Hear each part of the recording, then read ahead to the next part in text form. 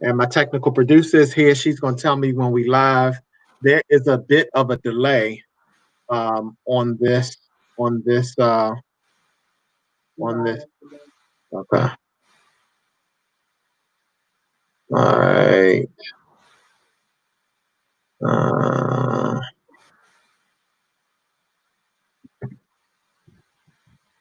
right. All right. Do you have another device up? No. Um, Just my notebook. all right. Cool. Cool. Do you need another one? I don't. I do not. I absolutely do not. Oh, okay.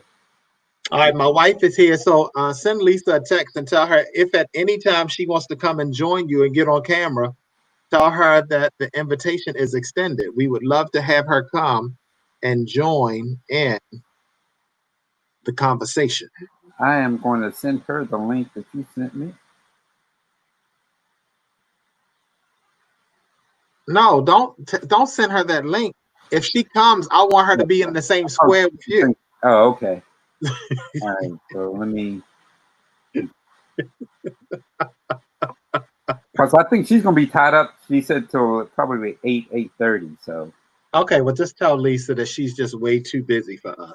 Way too busy. She's too busy for me. I have to make an appointment. All right, great. So listen, there's a bit of a delay, but I believe that we are on and we are ready to jump in. So let's just jump right in. Let me just welcome each of you to Marriage Monday with Dr. Darren. I am so excited to have each of you here today. If you've been rolling with us over the last several weeks, you know that what we've decided was that based on the statistic shows us that marriage, 1 out of every 2 marriage will end in divorce. And what we decided several weeks ago was that we were going to take that and we were going to counter that, and we were going to make sure that people had the tools that they need. And so what we found over the last few weeks, that there are 3 areas that that are problems for people. There are 3 areas that the studies show is a problem for people as it relates to marriage. One was communication. And so we spent a week just kind of talking about communication and the importance for people to have a communication plan. And then the last 2 weeks, we talked about sex and sexual issues. We brought on a therapist as well as another couple that just shared some very valuable information with us. And so they wanted to push us, Harry, into having a part 3. And I said, no, we would come back to sex, but I wanted to be able to just kind of jump in and to really hit all 3 of the areas. The third and final area of the top 3 reasons why 1 out of every 2 relationship ends in marriage is finance. And so I wanted to tackle that topic tonight. And Harry, I want to welcome you. Welcome you to Marriage Monday with Dr. Darren. Just by way of introduction, Harry is a good friend and fraternity brother of mine. We're calling the next couple of weeks Millionaire Circle. We're calling it Millionaire Circle, and I've invited some millionaires to come. So if you see Harry, don't try to jump him. But Harry definitely has something to say. He is retired. He's been married to his lovely wife, Lisa. They have 2 children. He has a very successful marriage, but even more than that, Harry has been able to have a very financially secure platform. And so whenever I need some financial advice, I will call Harry, and Harry always is open and willing to share. He is retired, and he is living his best life. He's living his best life, and he's going to help us. So Harry, welcome to Marriage Monday with Dr. Darren and the Millionaire Circle. Thank you, Darren. It's always a pleasure to be in your presence. So what I want to do, Harry, I want to jump right in because you and I have just had some conversations about money and finance, and you have been very open with me about some things that I needed to do, things that I needed to fix, and you've also helped me with your ability to really be able to share. And so what I want to do, we have a huge number of people. We have people joining us tonight on Facebook. We are on Facebook Live. And then we have people joining us on YouTube. We're on YouTube live as well. And so I'm going to ask all of those persons sharing with us if you have any financial questions, or if you're finding that you and your spouse are kind of struggling in the area of finance, and it's pushing you to a place of ruin. Like finances can just kind of begin to ruin some stuff. If you're already irritated, you're already frustrated, and now I come home, I look at the account, and my spouse done overdrew the account, or I thought that we had money to do vacation. I come to find out there is no money. So I want us to just kind of jump in, and I really wanted to approach it from the vantage point of three areas tonight, Harry. And so we'll just kind of have a conversation back and forth. I want you to share, because you are doing it. You're living it. You've already paid off some major stuff, and you retired, and house paid for, and a tremendous portfolio. So I think that our conversation tonight will really help somebody that might just be in a place right now where they're robbing Peter to pay Paul. Now, one of the things that everybody on this, most of the people that jump on, they understand that I am a pastor. But one of the things that I've shared with the viewers was that I wasn't going to make this a Bible study, and I wasn't going to, constantly beat them over the head with scripture. But I really wanted to just kind of give them a firm foundation. And so at the end of our time together tonight, I really want people to leave with some tangible things that they can do if they are having some problems. So let me just ask you, Harry, do you remember early on in your life and in your relationship when there could have just been some financial challenges? And if you do remember that, if there ever was financial challenges, what did you do initially to kind of get you out of that space and into a different space?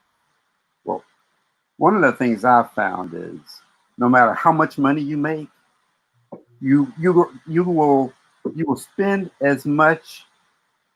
You're not really acquiring anything any different. Right. You're spending more money acquiring the same type of thing. Uh-huh. So, like, yeah, you're always paying for food, transportation, clothing, those things. So right. What you find out is, as you're making more money, you're spending more on those same type of items. Right. Right. So like early in our marriage, my wife and I, we sort of approach things a little differently than some people do. Okay. She has her own finances. Every now and then I peek over there and I'm amazed at how much money she has saved up. Uh-huh. She won't share it with me. She says that's her money. Okay. So when we got married, I continued to pay for the things that I was already paying for. So I paid for, by and large, everything you needed to sustain yourself. So I paid for the house, transportation, food, and all the things that are necessary to keep the house going. Okay. And my wife's income was her income, but we also had an agreement. She said, like, if we take vacations and those things, her income would be used to support we call it the luxuries in life. Okay. Those kind of things. So, well, Harry, let me tell you, that's your story, but not many people live like that, where the wife just takes her check and just do whatever she want to do with it. Most of the people really bring that together, and the two become one. And even in my own teaching, I don't teach separate account, and we're gonna get into that next week. I teach that we all bring it all together. But that was a process that has worked for you. So talk to me a little bit about, does that cause problems when you take a peek over there and you see that she lived the best life, but you got you paying everything over here on this side? Talk to me a little bit about that.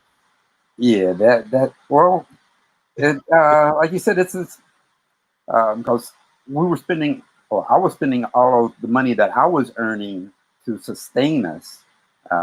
So early on, I never had any extra money because all my money was consumed with our living expenses. Right. And but also early on, we had our kids, and so she was at home with the kids, so she wasn't working. So that's when things were really tight. Was we had 2 kids. She wasn't working, so we're essentially we have just my income to live on. Uh-huh. And then, at the time, well, I was working for the government, so you move from place to place uh, Okay. from time to time, and so sometimes you're living in an area where it's more affordable. Right. Sometimes you're not, and Yeah. then uh, I wasn't active duty; I was a civilian, so I had to live. I couldn't live on the military installation. I always had to live out on the economy, Okay. so like in the community. And so, like when I was in Germany, when I signed my lease, the dollar was much stronger than the euro. Got it. So um, I signed a lease that was affordable. Okay. And then So is it safe to say that you always kind of had a good financial sense? I, I was blessed in a way that, um, well, I grew up poor, so I I, I learned. I said, this is not something I aspire to do, and it's something that I did not want to have to create a situation for my kids to have to experience the things that I had to experience. Got it. So Yeah. look, let's jump right in. If we had to break tonight up in three areas, I want to break it up like this. I want to tell everybody some things that you should start, some things that you should stop, and some things that you should continue. And so, Okay. whenever I read any good books on finance, many people, they always speak about, things you should start doing that you may not be doing now. Let's just jump in and let's just kind of put it. We're living in a very interesting environment. There are a lot of people that join this this section that are new in their marriage, maybe 5 years or less. There's some people that just got married over the last year or so, over the last few weeks. They're younger people as well as older people. So if I had to break it up to a current generation, an older generation, what would you tell me that what would you suggest that has worked for you that you should start? So let's just kind of talk about what could somebody do right now to just kind of start to jump start their finance. Okay. First thing is to live beneath your means. All right. Remember early on, I was saying that you, no matter where you are in life, you're still acquiring the same type of things. You just may be spending more or less on them. Got it. So whether it's food, lodging, transportation, I always try to make it a goal to live beneath my means. That way, it puts you in a position to do the next thing, which is take that difference that you were essentially spending or consuming and setting it aside and putting it to work for you. All Or right, so let's pause for a minute. Let's pause for a minute. So tell me what does it mean to live beneath my means? So let's kind of talk about what is my means and what does it look like to live beneath it, and then why do I want to do that? okay, so my household has an income. And so Okay, whatever that income, let's say it's $2,000 a month. got it. So if I got $2,000 a month, with that I have to pay for transportation. Well, first of all, I got to pay for lodging. I got to have a place to sleep, and Okay, then you got to pay for transportation to get back and forth to work, yeah, uh, food, clothing, all the utilities associated with having a place to live. And so, you know, you you have to look at each of those line items and got it. try to figure out, where can I minimize? Like, all right, like today, uh, cell phones have become like an extension of yourself. Right, It's like another finger on your hand. right. A, a lot of young people look at that as a necessity. Yeah, Now, communication, the ability to communicate, I believe, is a necessity. How you choose to communicate is an option. So, do you go out and buy the newest iPhone 11 Pro Max, whatever that is, or do you just get you something basic that allows you to, you know, make phone calls? so let me ask you this. So if you say one of the things that I should start doing is I should start living beneath my means. So if my bills and my monthly expenses in my house is $2,000, I make $3,000 for the month. After I pay all of my stuff, I have $1,000 left. Are you suggesting that I need to cut that 2,000 down, or living beneath my means comes into my that surplus of $1,000 that I have? Well, if your income is $3,000 and your expenses are $2,000, you're already living beneath your means. Okay, Your means are what all your sources of income combined. got it. Okay, and so if you're already living beneath that, the next thing is, what do you do with that money? Wait. Before we even get there, I can't. I gotta work here for a minute, because that scenario is good, but not many people, because we live in a time where the majority of the people are robbing Peter to pay Paul. And that's one of the reasons why it pushes couples to go down this place of really fighting with each other, because there may not necessarily be enough, or there is mismanagement and misuse, and there's no agreement about what we're going to spend it on. So what happens if my expenses is 2,000, and and I only make 1,800? So now I'm living in a deficit. So Right. how can I start to live beneath my means when I just don't have that ability right now? It could be that one person is not making enough money, and the two, they came and they joined forces. And so how can I begin to live beneath my means if I'm already over my means? You kind of told me what I could do if I'm living beneath. What if I'm over? Okay. So what you got to do is you got to look and see, what are you actually spending your money on, and you Okay. need to write it down, everything that you're spending your money on. All right. So basically, creating a budget. Well, this is a step towards creating a budget, because you got to, first of all, you got to figure out where your money is going, so that Okay. you can take some control over it. Got it. So right now you have no control over your money, because if you're in a deficit position, you're like you said, you're robbing Peter to pay Paul. So you're always underneath. You're never making any ground. Okay. All right. So once you figure out, Somebody said that you need to use coupons. hey, I use coupons. I am not ashamed. I use coupons as much as possible. Money's money, right? Okay. All right.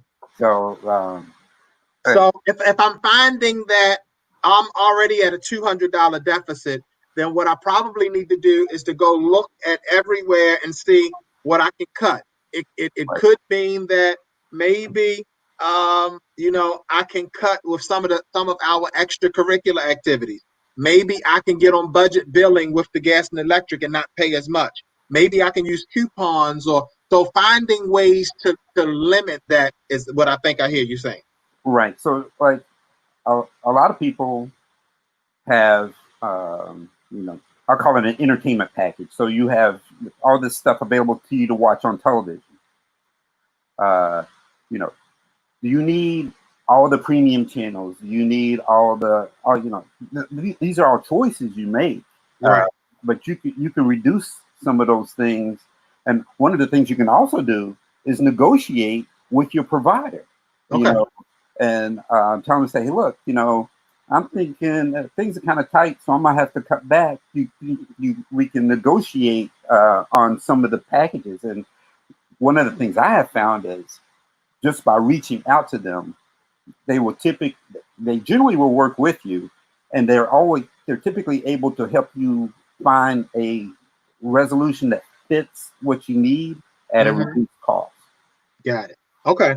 So when I look, I actually did some study, and some of the top reasons for financial frustration in a relationship is opposing attitudes toward money. One person may view money one way. One person want to spend every dime that we get, and so that's a no. Another one is mix match financial priorities, because if I'm a spender, and you worried about the gas and electric bill and the mortgage and paying an extra $100 to the principal, I could care less about that. And so that causes, that causes some problems. Another thing is credit card debt. Like, so many couples, they're married to somebody that have, they sneak and charge, and then some people don't have any idea, there's some old people, there's an old mindset that says not to let the left hand know what the right hand is doing. And people want to take the Bible out of context. And the Bible spoke about not letting the right hand know what the left hand is doing, but it was only as it related to giving alms to the poor. And so the text really was designed to say, if I'm helping the poor, I don't need to go out and broadcast that. But we've taken it and we've kind of done some crazy things with it. So live beneath my means is number one. Give me number two, Harry. Well, once you're living beneath your means, now you need to set up a saving plan or an investing plan, just depending upon how you want to, where you want to be. If you're just trying to get out of debt, now you need to set up a plan to try to pay off your highest interest debt first, because that's what's going to kill you. If you're paying 18-20% on credit cards and you're making minimum payments, you've just subscribed to almost a lifetime of debt. You'll never get out from under. All right. So, but to go back to what you were talking about, marriages and having everybody everybody has to be bought into the plan. Right. Both spouses have to be bought into it, because if there's only buy-in by one member of the team, because you're a team, absolutely, then it will not work. Right. Because you will always have somebody say breaking the rules. Right. And breaking the rules doesn't lead to success in executing the plan, because typically that, like you said, when you're doing that, you're taking money from one area that you've already planned for, and it's being applied somewhere else that was unexpected. Right. One of the things that I have found too, when you talk about set up a plan based on where you want to be, we call it having a dreaming exercise. That it really is all right to have a dreaming exercise to say, you know what, this is where I want to be in 90 days, in 120 days, in 12 months, and in 12 years. This is where I want to be. One of the things that you and I talked about, I said, Harry, how did you pay your house off, in this amount of time? And you said, well, several years ago, I looked at the fact that I wanted to retire at this age, and I divided that up over the number of months, and that told me how much money extra I needed to pay towards the principal so that I could make that happen. And I was just like, I had heard that several times, but and so as long as I've been married, that makes sense to me. But there's some folks that, they're not in that space yet. And so helping people to understand that, I have to get in where I fit in. And so I can't be frustrated if right now I can't bring my wife home and let my wife stay home and take care of the kids that we have or that we will have. But I have to recognize that, eventually I'm going to get there. And so that might not, no today or an uncomfortable situation today is just today. Things are going to change. You'll get an increase. You'll start making more money. Most people nowadays have a side hustle anyway. So they work their full-time job and then they work that thing that they're passionate about. So whether they're a DJ on the weekend, or whether they sell tennis shoes on eBay, or whether they have a landscaping business, or whether, they watch people's kids, or whether they do hair, do nails, do feet, whatever. Most people have a side hustle, and the side hustle, really, can just kind of work to just kind of help you. So the first thing that I'm going to start is not living, is to begin to live beneath my means. And then the second thing I'm going to do is I'm going to start a savings plan based on where I want to be. So that was my start. What am I going to start? So what am I going to stop? Well, I never stop. No, what am I going to stop doing to, remember we said we was going to start, stop, and continue. So you gave me what I was going to start doing, and then you gave me another thing to start doing, but you didn't give me what I'm going to stop doing. Okay, what you're going to stop doing is uncontrolled spending.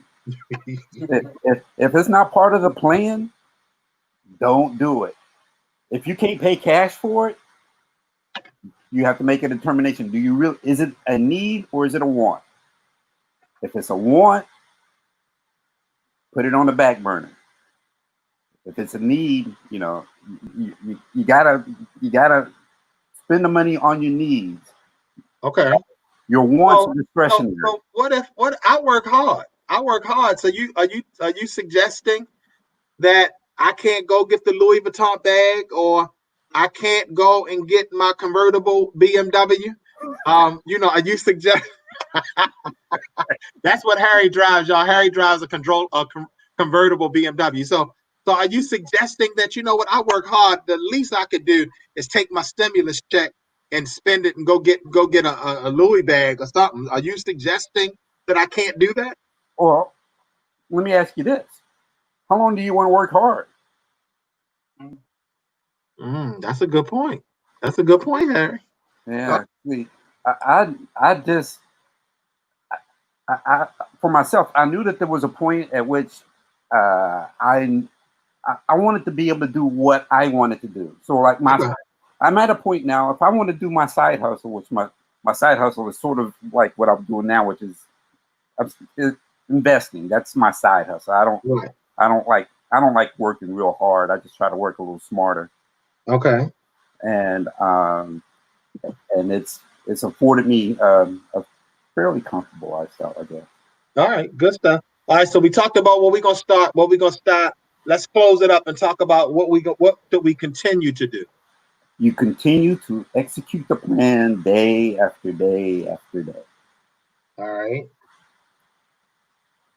All right, tell me a little bit about that. Well, we talked about looking at where all your income sources are, where all your expenses are, and you develop a plan to try to reduce those expenses such that you have money left over to put your money to work for you. So, and that's done through saving and investing. So, all right. So what if, Harry, what if I just can't, I'm drowning in debt right now, and I can't even see my way to investing and all of that. How can I get there, and how long will it take to get there? And talk to somebody that's just kind of struggling right now, and executing the plan and investing and saving. That's just like way over their head right now. So just kind of bring it back and help somebody that that's 29. They just got married. Combined they probably make $100,000 a year. Help get what can they do? Well, you got to remember, you didn't get to where you are instantly, so don't expect an instant get well thing. It took you some time to dig that hole, that well where you are. It's going to take some time to fill that dirt in to get you back out. Got it. All right. So really, what you're saying is that I have to create a plan, and once I'm able to create a plan, then I can recognize some things that I can start, some things that I need to stop. Some people already know, sitting here listening, some people already know I spend way too much money, because if you can get paid and at the end of the month, you look at your account and you don't have no idea where your money went, there's some things that's out of whack. And those are some of the things that causes problems. Going back to the list, overextending the budget is huge, because when we sit down and we agree that we're going to work according to this budget, then we having $95 lunches, and you look at the account and you see that, you done bought tennis shoes that we didn't discuss, and you went grocery shopping, you didn't use coupons, you turned on the air conditioner before, we talked about that we were going to kind of stay here. So it's really creating a plan. One of the things that I'm learning is that week after week after week after week, everything kind of builds on. And one of the things that we're seeing that's a constant is that we have to make sure that we communicate time in and time out about what's happening, and then we get an agreement. See, that whole agreement piece, we're going to get to that in 2 weeks from now. We're really going to talk about the principle of agreement and what that really means, and how much power it really has to be in agreement with somebody. So, Harry, you helped us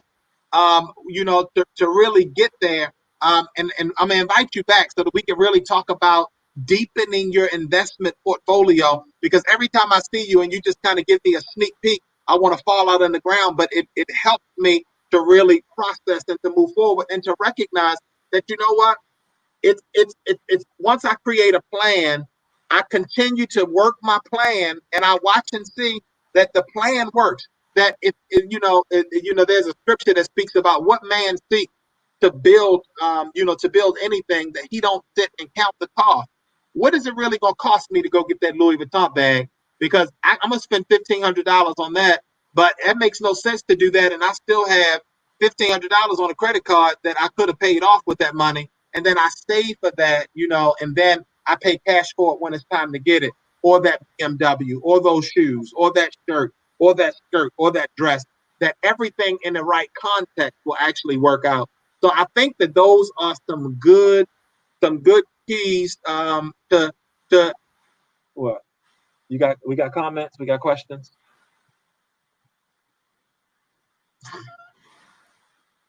Folks are saying they're gonna get that bag. So so we change the bag. We change up the process. So Harry, look, I appreciate you. What will be a closing thought? Because I want to expose people to, sometimes you can be standing right next to somebody, they are a millionaire, and you never ask the question. And so I appreciate you being so open. What would you say as a closing thought to all of the couples that's watching, that really want to have a great financial portfolio, but right now they just have kids and they have bills and they just can't see their way clear? What would you say in closing to, to my younger couples or even my older couples? Because you got couples that's been married 25 years and they still just as broke as they were when they got married. What is there hope and help for everybody in every generation? Yes, I think so. Okay. One of the biggest things for me was visualizing the spending. Okay. So, credit cards. It's like my kids think a credit card is a money tree in the backyard. You just swipe it and you get everything you want. Right. It's much different if you have cash in your hand and you're handing over that currency to somebody else for that item you think that you want. So one of the things that I would recommend is, but first of all, if you got credit card debt, you need to stop spending. I cut up the credit cards. You pay cash for everything. Okay. And so then, Harry, you don't use credit cards? Well, I don't have debt. Okay. Excuse me. Sorry. Excuse me. I'm sorry. But if credit cards are fine, a credit card is a tool, just like money is a tool. And you have to use it. You have to view it as a tool. Right. So you use it wisely. Use it like every tool has a specific purpose. You don't say buy a tractor to race down the Chesapeake Bay. It's just not going to work for you. That's the wrong tool. So if as far as hold that thought. Before we close, I want to just ask everybody if you have any questions. I got a millionaire sitting here. When I tell you that I'm not playing, and he told me that I could say that. So I'm not just putting his business out in the street, but I want to use this as a time to help. So I did say that we were going to spend the last few minutes asking some questions. And so if you are in a place, hit the chat feature up. You can chat right into to the stream. You can chat on Facebook. Wherever you are, you can go ahead and chat. Send us a message and just ask the millionaire a question. He will be more than happy to answer the question for you. If you have any questions, I want to expose you. And so I have Harry. I have him on speed dial. I can call him and ask him a million questions. So if you have any questions for Harry, please go ahead and send in your questions. And if we don't have any, after Harry gives his closing statement, I will share something and then I'm going to let you go. But Harry, go ahead and finish that thought while we're waiting for people to send questions. Like I was speaking, like from my personal experience, it is when I'm paying cash for something, I am really cognizant of the fact that I am spending money on it as opposed to just using a credit card to swipe and the money comes out of the bank. You never see money coming out of your pocket or out of your wallet. Okay. And so just in my mind, just that visual aspect was enough for me to start thinking about is this something that I really need? Yeah. Or is this something I really want? Do I want it bad enough to actually spend as much as is required to acquire? Got it. Harry, do you coach on investments? Well, I can. I coach you. Yeah, Harry can coach, and so I can connect you if you want to connect with Harry. I can. His investments is tight. He told me a few months ago some stocks that I needed to buy, and Oh, they're at an all-time high now. yes, yes, yes, yes. Another question. No, he was not. So, Harry, the question was: were you self-employed to make that millionaire status, or how did you get to that status? No, not at all. I worked just like everybody else, but what I did was I figured out. I tried to maximize my opportunities to save because when I first started out, people think that you. Let me go back to when I was in college. I was used to living on nothing in college, and so when I started working, I was like, "Wow, I got all this money." But what I soon found out was I was spending the money. I was acquiring, like I talked about, the same things. I'm just spending more money on those same things. And so instead of buying me a $5 lunch, I might be buying me a $15 lunch. Okay. Still lunch. Right. Why do I need to spend $15 on a lunch when I can spend $5 on a lunch? Okay. And so, you make those conscious decisions to try to manage your spending, which allows you to create some avenues to put your money to work for you. Harry, So, did you have family in your pocket when people in your family realized that you was doing pretty good? Did you have family always in your pocket? And how did you manage that? well, up until now, this I might be outing myself here today because I hadn't really. My family knows that that we're doing okay. Okay. Just like my brother Yeah. asked, like, how can you retire at this age? I said, it's just retirement is just having the money to do the things you want to do. And so, Got it. So wait a minute, and before we get the next question, and then Harry, another thing, I want you to talk for 10 seconds about the fact that you maximize. So like when you were working, one of the things that you shared with me is that if the company is going to match your spending up to 8%, then you need to do 8% so that you can get that free 8%. One of the things I do on my job now, my company will match up to a certain percent. So I meet that certain percent so that they can match it. That's free money that because now I'm a fully vested employee, and so that's money that goes into my 401k. Talk for 10 seconds about that before we go to the next question. Yeah, well, as we were talking about earlier, if your employer offers you an opportunity to for them to match money towards savings, so like if you're working for a private company, perhaps it's buying stock options in that company. So if you were to invest 5%, they will match 5, 10, 15%, whatever. I was working with the government. The government will match dollar for dollar up to 5%. So yeah, I looked at it as like, if I don't save 5%, I'm giving away 5% because that's money I'm not ever going to get. Correct. Yeah, that was a great tip that you shared with me years ago, and I took it, and my 401k is doing quite well right about now. Actually, it's been taking some dips, but one of the things you told me was not to worry about it. Just keep it there. We're gonna recover. Yeah. Okay. Yeah, Don't even talk about how much money you done lost. I talked to Harry. It would be real nice. I talked to Harry one day. I said, Harry, how you doing? He said, I ain't doing too good. I lost $46,000 today. And I'm like, what? Like, I'd be in the floor crying, like, God help me. But praise God. All right, come on. What's next? So, what are some low risk type of investments would you suggest individuals can start out with? What are some low risk investments that you would suggest that some people can start off with? Okay.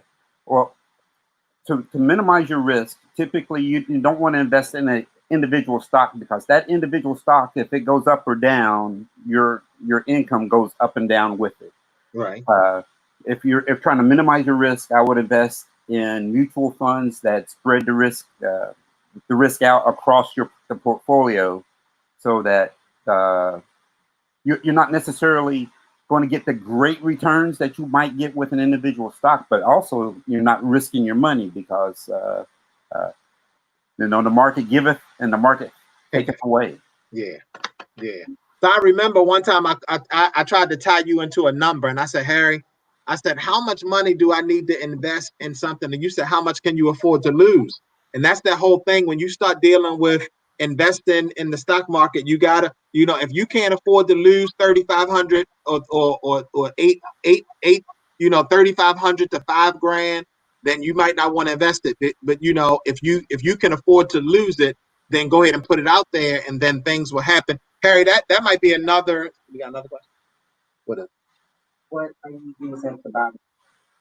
It's a lot of stock questions, Harry. What do you use to buy the stock? Can I just tell you, if you have Cash App, right on Cash App, it gives you the ability to buy stock. Coca-Cola. I mean, So if you look on Cash App, you can buy stock right off of Cash App. But Harry, what tool do you use, or would you suggest to people to buy some stock?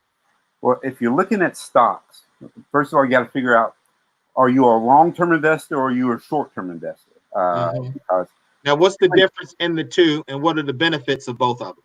Well, the difference is the amount of risk that you're willing to take. So like when the market, the ebbs and flows in the market on a long-term strategy aren't that consequential. If you're a short-term investor, they're detrimental. So like if you're investing in options allow you to invest when the market's good, bad, or stable. You can make money in any of those economic conditions. However, there's a lot of volatility there, and so you have to be willing to accept a lot of risk, a lot more risk there. So I have $3,000 right now, 3,000 to 5,000 right now, and I want to do something. I can afford to lose the 5,000, but that's just kind of where I want to start. What would you suggest I do if I have three? And somebody is saying 3,000. I don't have no 3,000. I got 1,000. What would you suggest? Because people got to get in where they fit in. Right. So if I don't have the backing of a company-wide 401k and I want to just kind of jump in and just kind of do something, my wife and I, my partner and I, my wife and I, my husband and I, we kind of got together and we said, look, we're going to take this money that we have. We've been putting some money up. I got 10 grand saved. I want to keep 5 of it, but then I want to just try to invest something in kind of a safe, not real risky category, just so that I could begin to build some wealth. Where would I go? How would I start? What would you how would you kind of coach me into getting started? Well, there are a lot of different, say, online brokerage houses. There's Fidelity. There's the new one called like Robinhood I've heard of. There's a lot of different avenues out there for you to, take your money and invest it. Okay. So what you want to do, one of the things that I find is that the big brokerage houses, they tend to drive the market. So when you look and see what they're doing, if they're buying or they're selling, that's going to drive that individual stock, because the volumes that they go through, the individual investor like you and I, we're nothing, because they're moving millions and billions of dollars. Right. And so when they sell, $50 billion worth of stock, the market notices. Right. When Harry sells money on the market, it doesn't matter. So you track what the big boys are doing. Okay. And so let me just ask you, what have you seen in the last week or two? What have you seen the big boys doing? I've been kind of bad there, and I hadn't looked at it in the last week. Okay. All right. Well, what were they doing? What were they doing last week or the week before? The last time I checked, I was looking at Home Depot. Yeah, and that's been one of your favorites for a long time. It has, because it's in my mind, it's one of those stocks that, whether the market is good or bad, uh, they they've had some fairly continuous, impressive growth. Right. But And one of the things that you shared with me when I was asking about it, you said, Darren, look around your house, and that's how you know where you start. Because if you like something, and so I was talking to my sister, and my sister likes Smucker's jelly and Jif peanut butter. And so she went and she bought some Smucker's jelly stock. You told me about Home Depot. Coca-Cola was on Cash App. And so it's really looking around your house. The cell phone companies, used to be really, really big, and you could just kind of jump in. And so, I'm waiting for Chick-fil-A to go public so that, they private now. We can't even get no Chick-fil-A stock. So any yeah. more questions? What app? What apps, Doc? What apps do you use? Or where could people go? You know what I'm finding, Harry? What I'm finding is that you need to do Harry, you need to create harryjenkins.com, and because a lot of people have a lot of questions, and stocks is one of those things you got to have somebody coaching you that you trust, because most people are out to make some money, and they will just kind of lead you down the wrong way, or they want to see how much is in it for them. And so now in your retirement status, it might be a good time for you to kind of create that. A lot of feedback tonight on that. So yeah, about a lot of people want to connect with you. So we need to just kind of talk about what medium, what avenue. But then, one of your frat brothers want to know, what app would you recommend for people to just kind of start doing stuff on their phone? Well, if you're just looking to track your investments, I use Yahoo, because Yahoo's on my computer. It's on my phone. I can always look and see what's happening. Um, so I use the Yahoo Finance to track my portfolio. Yahoo Finance. Y'all got that? Yahoo Finance is who he uses. But there are a All lot of right. them out there. That's not the only one. Right. That's It's the just one who you use. I use. Okay. Any others that you would recommend? As far as As far as apps, or one of the things we may need to do on a different night, not Marriage Monday with DrDerren, but one of the things we may want to do is really just kind of have a class on stock and where to start, and we can just kind of create. I don't like those programs, YouTube for dummies and all that, because I don't ever want to consider myself as a dummy. I may not have all of the knowledge that I have, but I'm not. But so we need to come up with another name, stock for, an introductory stock class, or how to, how to change. Because ultimately, what we want to do, we want every round to go higher and higher. And so I want to be in a different financial place next year than I am this year. I want to pay my house off in 10 years. Like I'm on the track now, my 10-year track to get that done. By the time Darius graduates from college, I want to be done with all of this. So yeah, so we over our time. Any more questions? No, they just saying yes. We need to know where to start. That would be helpful. People need to know where to start. Okay. Usually, like I said, these online brokerages, they have these areas for tutorials, and they teach you. What about E-Trade, Harry? E-Trade's another one. E-Trade is Okay. just like Fidelity. I'm trying to think of some of the others that are out there. I can't believe I'm drawing a blank right now. I can't either. Well, Okay. because I know the ones I use. Okay. All right. TD Ameritrade is another one. The last thing, the last thing. What was the last thing you said? I said TD Ameritrade is another brokerage house on there. TD Ameritrade. And if you're looking to get started, do your research, because it costs money to execute trades, and so each of these different vehicles, they charge different amounts to make trades for you. So do your research to figure out who's gonna save me the most money, or allow me to invest the most money in a particular entity. So I'm not giving it I'm not giving it to Fidelity to for their overhead. So Harry, remember, you always talk in the terms of an advanced class. But if we have a very beginning kind of class, I need you to break that down for my beginners to just say, and this isn't to offend anybody, but I already know that I'll get calls after we get off. And so break that down. What does that mean? So I have my $1,000. I go online to Yahoo Finance. I see what's trending. What do I do after that? That's step Okay. one. What's step two? The next thing is, okay, then you want to figure out which brokerage house do I want to go. You'll make a decision on which brokerage house you want to use. And So normally, so say if I find a brokerage house, which could be what? let's say TD Ameritrade or So if I go to TD Ameritrade, I have my $1,000. I find me something. How much are they going to charge me to do the transaction? Exactly. That's what I was talking about. So that's part of that research. You got to figure out how much is each trade going to cost you.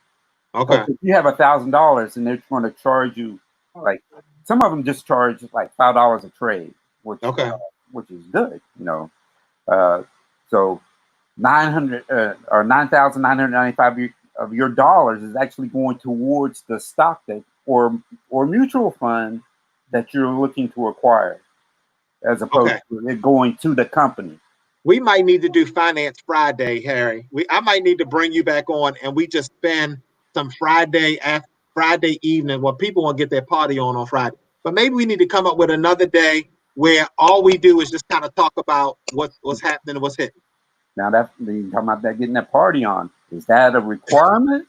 Do you have to do that? Because that's money that you can put to work for you, as opposed to giving. I'm gonna start a sign up sheet, Harry. I'm gonna start a sign up sheet.